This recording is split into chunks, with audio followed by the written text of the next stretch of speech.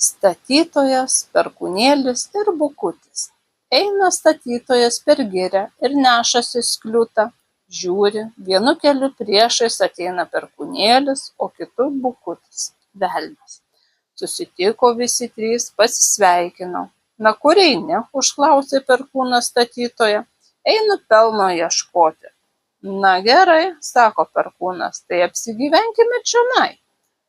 Gerai. Jau visi šoko dirbti, statyti trobelę. Perkūnas tik lenkė medžius prie žemės ir laužė. Velniukas su nagais žievę lupo, o statytojas skliutų tik tašė, bematant ir pastatė trobelę. Gyvena, viskas gerai. Prasikrapštė kiek dirvos ir pasėjo ropes.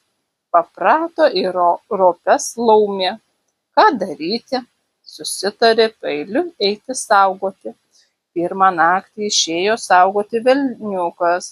Išėjo, žiūri, nieko nematyti. Vidurnaktį klauso, atvažiuoja laumė ir sako: pykšt, paušt, geležinis vežimėlis, vielų batogėlis. Kaip ji ims duot velniukui vielų batogėlių, tas net cypdamas praūžė namo, palikęs ropes. Antrą naktį eina saugoti Perkūnėlis. Tam irgi tas pats atsitiko. Laumė gerai išplėkė kailį. Trečią naktį eina statytojas. Išėjo, pasiėmė smuiką, atsisėdo ant kelmo ir griežė. Taip pačiam vidurnaktį klauso, atvažiuoja laumė. Ir vis sako: pykšt, paušt, geležinis vežimėlis, vielų botagėlis. Bet išgirdo griežiant, sustojo ir klausosi.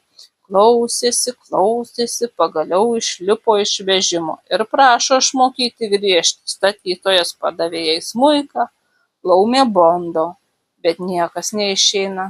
Tavo pirštai per stori, sako jai statytojas. Ar negalėtum paploninti, klausė jo laumė.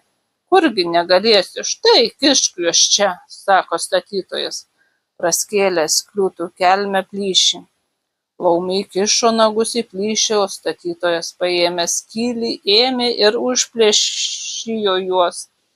Tada paėmęs vielų botagėlį, kaip ims ją pliūšti, kaip ims plūšyti, sakydamas: ar eisi į ropes, davė statytojas laumei, o ta bėga aplinkui kelmą, sukasi rėkia.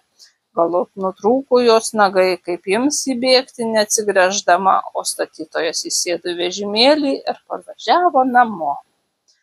Statytojas sako Perkūnui: mes visi vis tiek nesugyvensime. Reikia vienam pasilikti čia, o kitiems išeiti. Gerai, sako Perkūnėlis, aš pasiliksiu. Ne, tarė Bukutis, geriau aš pasiliksiu. Statytojas irgi tą patį pasakė, kad taip, sako Perkūnėlis. Tai eikime vienas kitą pabauginti, o paskui, katras liksime neišsigandęs, tas galėsime vienas trobelėje gyventi.